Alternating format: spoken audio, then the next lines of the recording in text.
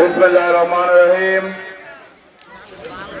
আজকে মোহাম্মদপুর ইউনিয়নের পাঠানতলীতে আগামী ত্রয়োদশ জাতীয় সংসদ নির্বাচন উপলক্ষে এই নির্বাচনী পথসভার উপস্থিত সভাপতি, প্রধান অতিথি, বিশেষ অতিথিবৃন্দ, উপস্থিত অত্র ইউনিয়নের নেতৃবৃন্দ, সামনে উপস্থিত মা বোনেরা, মুরব্বীগণ, আসসালামু আলাইকুম। আপনারা সবাই কেমন আছেন?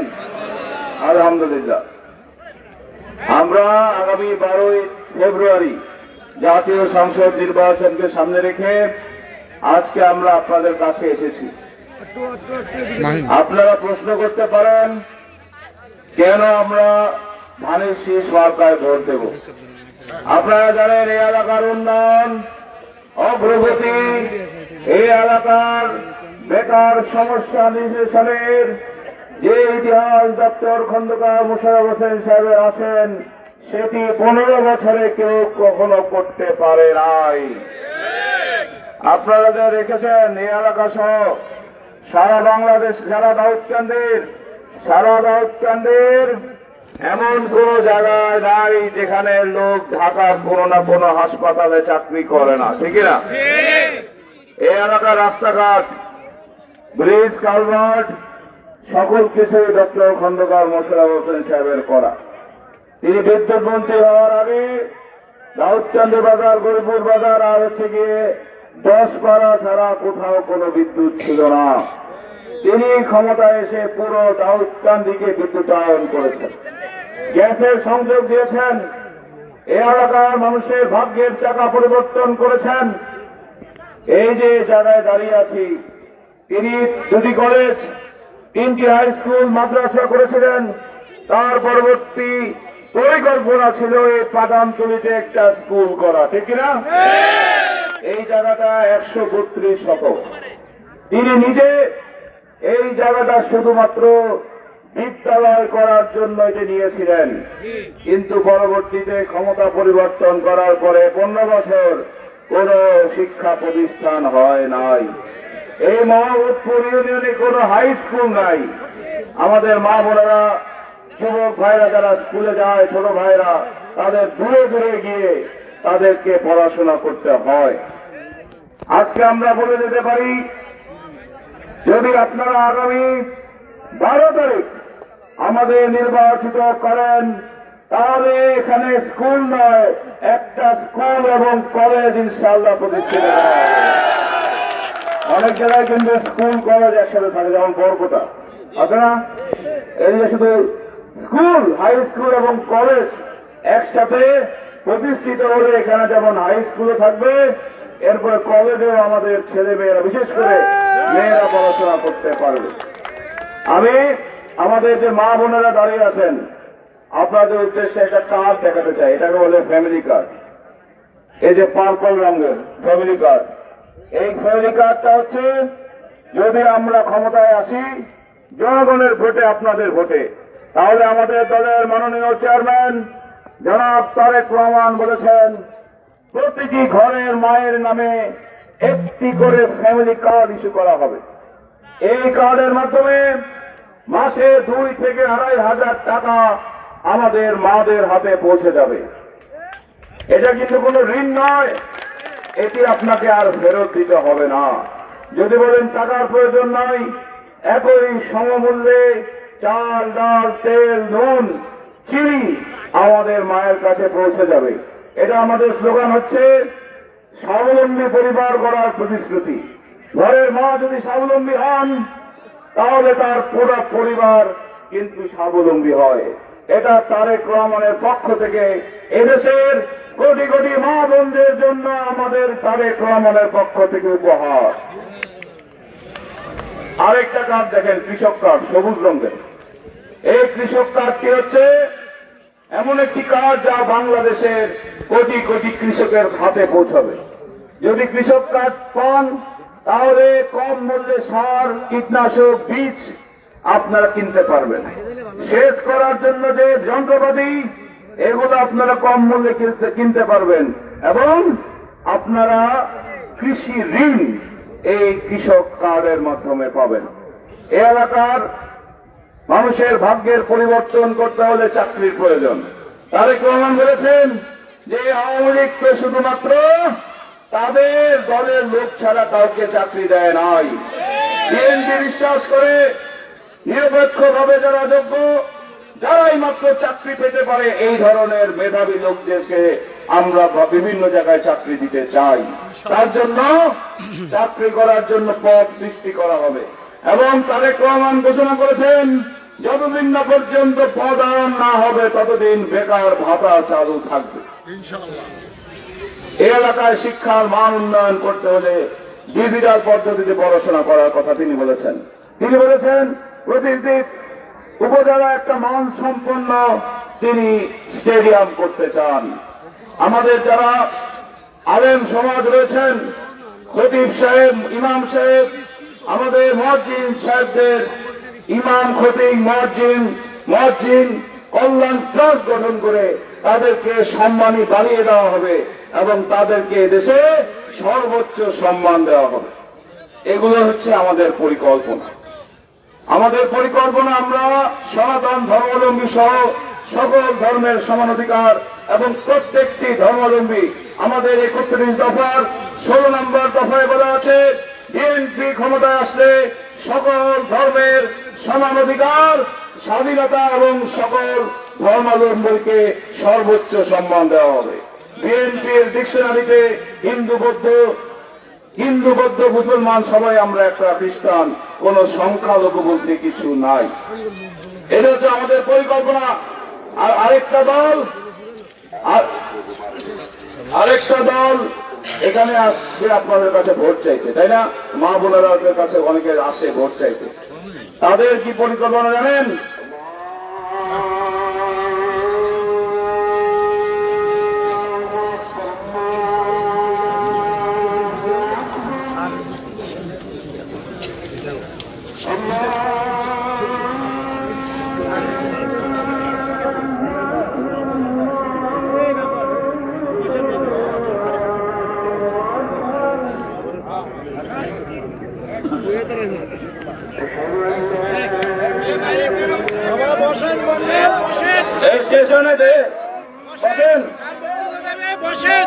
বসেন, শেষ হয় নাই।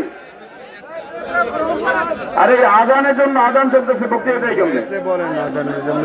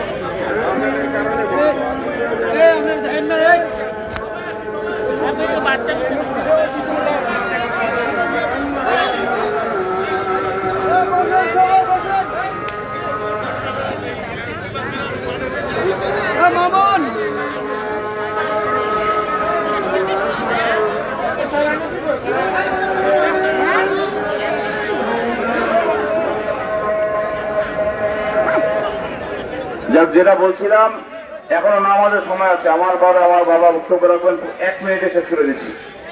আরেকটা দল আপনাদের কাছে ভোট চাইতে আসবে, তাদের কোনো পরিকল্পনা নাই। এই যে আজান দিল, আজানের পরেই বলছি, তাদের কোনো পরিকল্পনা নাই। একটাই পরিকল্পনা হচ্ছে জান্নাতে টিকিট বিক্রি করা। তারা বলে তাদের মাথায় ভোট দিলে নাকি জান্নাত যাওয়া যাবে। গত 3 দিন থেকে শুরু করেছে নতুন কথা, তাদের মার্কায় ভোট দিলে নাকি কবরের আযাব সুদ্ধা মাফ হয়ে যাবে। কতটা মুনাফিক হতে পারে যারা মুক্তিযুদ্ধের বিরোধিতা করেছে, যারা 71 সালে হানাদার বাহিনী আমাদের মা বোনদের ইজ্জত লুটেছে, আর রাজাকার আল বদর আল শামসের চেহারা ধারণ করে তারা উৎসব করেছে, তাদের ভোট দেওয়া যায়? তাই আসেন উন্নয়নের মার্কা, সমৃদ্ধির মার্কা, এদেশের গণমানুষের মার্কা, তারেক রহমানের মার্কা ধানের শীষের পক্ষে ভোট দেয়। ঠিক আছে? আপনারা একদিন ভোট দিলে আপনাদের এলাকার স্কুল, গ্যাস সহ সকল সমস্যার সমাধান, আপনাদের এলাকার নিরাপত্তা আমরা 5 বছরের জন্য দায়িত্ব নেব। ভোট দিব কিসে? ভোট দিব কিসে? সকলকে ধন্যবাদ। বাংলাদেশ জিন্দাবাদ।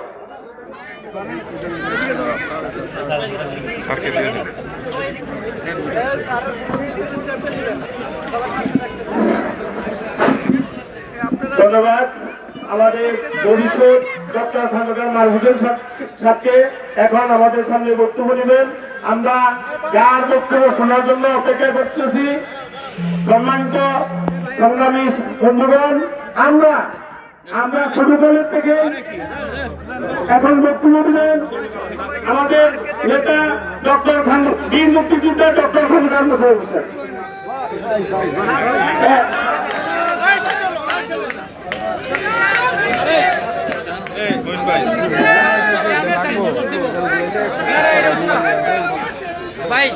মাহিন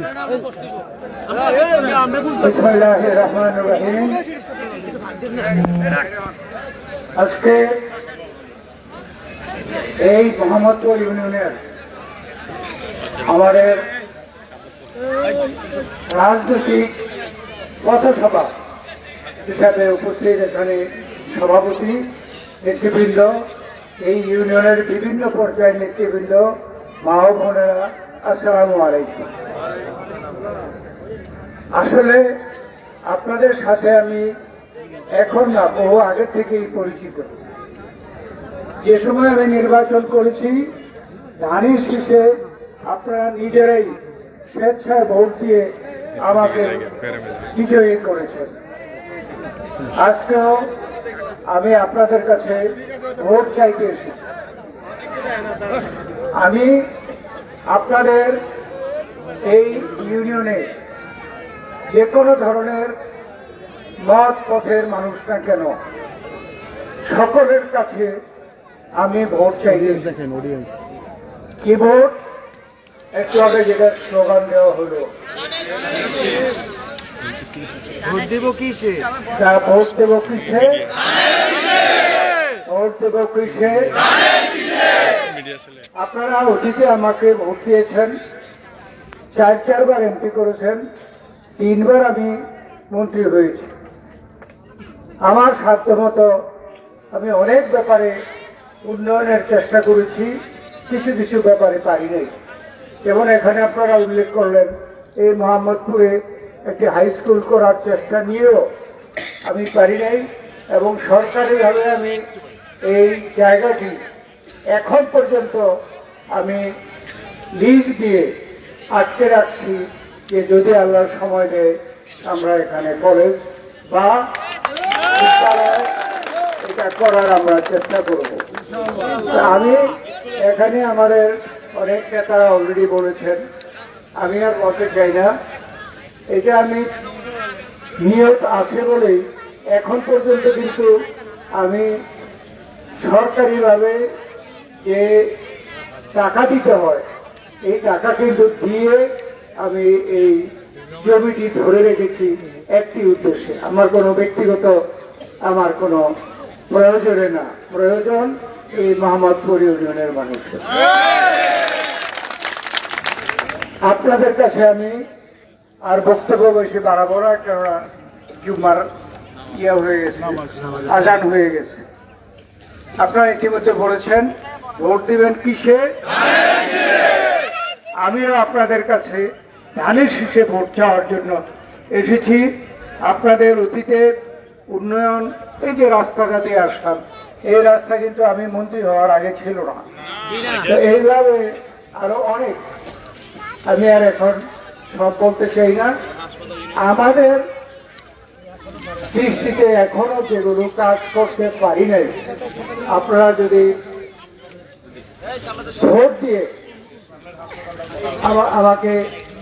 আমাকে যদি নির্বাচিত করেন, যে কাজগুলো বাকি আছে সেই কাজগুলো আপনাদেরকে নিয়ে সম্পন্ন করব।